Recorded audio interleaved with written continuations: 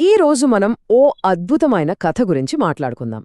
చావు అంచున నిలబడి కేవలం తన తెలివితేటలతో ఒక వ్యక్తి ఎలా ప్రాణాలతో బయటపడ్డాడో చెప్పే కథ ఇది. ఇది వింటుంటే ఒళ్ళు గగుర్పడడం ఖాయం. ఒక్కసారి ఊహించుకోండి, మీకు మరణశిక్ష పడింది. తప్పించుకోవడానికి ఒక్క దారి కూడా లేదు. చుట్టూ ఉన్నవాళ్లంతా మిమ్మల్ని చంపాలని చూస్తున్నారు. అలాంటి పరిస్థితుల్లోంచి తెలివిని ఉపయోగించి ఎలా బయటపడతారు? ఇదే మన కథానాయకుడు రామన్ ఎదుర్కొన్న పెద్ద సవాల్. కథ ఇక్కడే మొదలవుతుంది. రాజుగారి ఆజ్ఞతో రామన్ ప్రాణాలు ప్రమాదంలో పడ్డాయి. పరిస్థితి పూర్తిగా చేజారిపోయింది.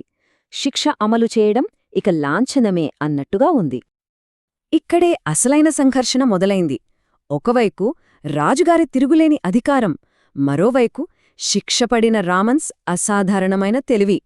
రాజు తన అధికారంతో శిక్ష వేశాడు, కాని రామన్ దాని తన తెలివితో ఎదుర్కోవాలని నిర్ణయించుకున్నాడు. ఇంతకీ రామన్ చేసిన నేరమేంటో తెలుసా?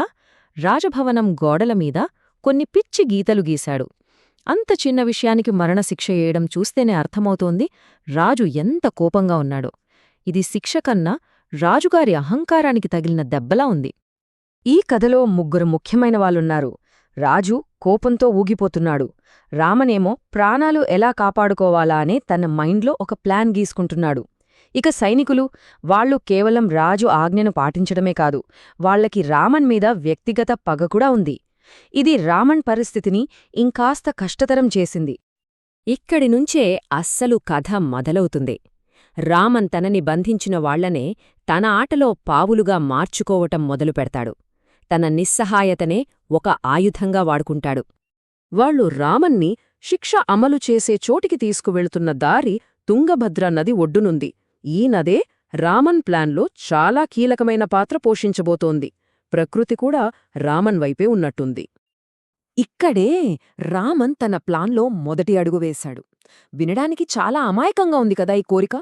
చనిపోయే ముందు చివరి కోరికలా అనిపిస్తోంది. కాని ఈ ఒక్క కోరిక వెనుకే ఓ పెద్ద ఉచ్చుదాగి ఉంది.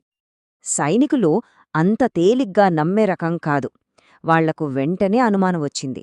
నువ్వు నదిలో మునిగి పారిపోతే మాగతేంటి అని అడిగారు. అంటే రామన్ వాళ్లని నమ్మించటం అంత తేలిక కాదు.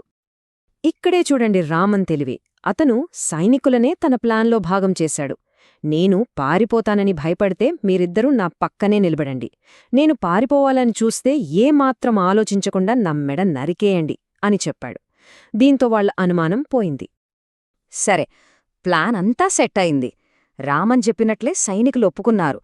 ఇక్కడ్నుంచే కథ వేగంగా కదులుతుంది. జాగ్రత్తగా పన్నిన ఉచ్చిప్పుడు బిగుసుకుంటోంది. ఏం జరగబోతోంది అనుకున్నదే తడవుగా రామన్ ఒక్కసారిగా నీళ్లలోకి మునిగిపోయాడు. అంతే, అతను కనిపించకుండా పోయాడు.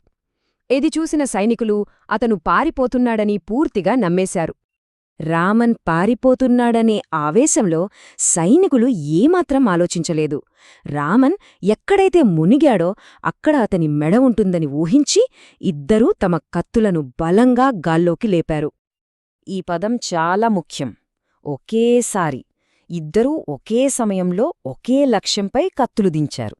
రామన్ ప్లాన్ మొత్తం విజయవంతమవ్వడం ఈ ఒక్క క్షణం మీదే ఆధారపడి ఉంది. అంతే, కథలో అతిపెద్ద ట్విస్ట్ ఇదే. వాళ్లు రామన్ని నరకపోయి ఒకరి కత్తి దెబ్బకి మరొకరు చనిపోయారు.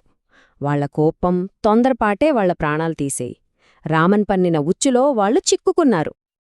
సరే, సైనికులు చనిపోయారు, రామన్ బ్రతికాడు. మరి ఆ తర్వాత ఏమైంది? రామన్ రాజు దగ్గరికి వెళ్ళాడా లేక పారిపోయాడా?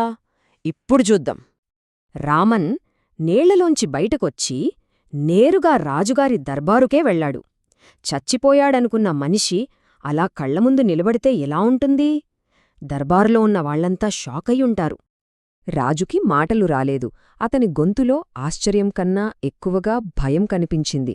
తను చంపమని ఆజ్ఞవేసిన వ్యక్తి తన కళ్లముందే నిలబడితే ఇంకేం మాట్లాడగలడు? అప్పుడు రామన్ చాలా ప్రశాంతంగా అంటాడు, ఓ ప్రభూ, గోడలమీద గీతలకన్నా మనిషి ప్రాణానికే ఎక్కువ విలువ ఉంది కదా అని. ఇది కేవలం మాట కాదు, రాజుకు అతను నేర్పుతున్న ఒక పెద్ద పాఠం. రామన్ ఇక్కడ తను గెలిచానని గర్వపడతంలేదు.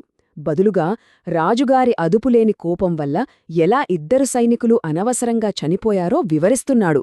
ఆలోచించకుండా తీసుకునే నిర్ణయాలు ఎంత నష్టాన్ని కలిగిస్తాయో రాజుకు కళ్లకు కట్టినట్టు చూపిస్తున్నాడు. ఈ కథ విన్నాక మన అందరికీ ఒక ప్రశ్నొస్తుంది. రామన్ చేసింది తెలివా లేక క్రూరత్వమా? తన ప్రాణాలు కాపాడుకోడానికి ఇద్దరి చావుకు కారణమవడం ఎంతవరకు సరైనది? ఈ విషయం గురించి ఆలోచించాల్సిన అవసరం మనందరికీ ఉంది.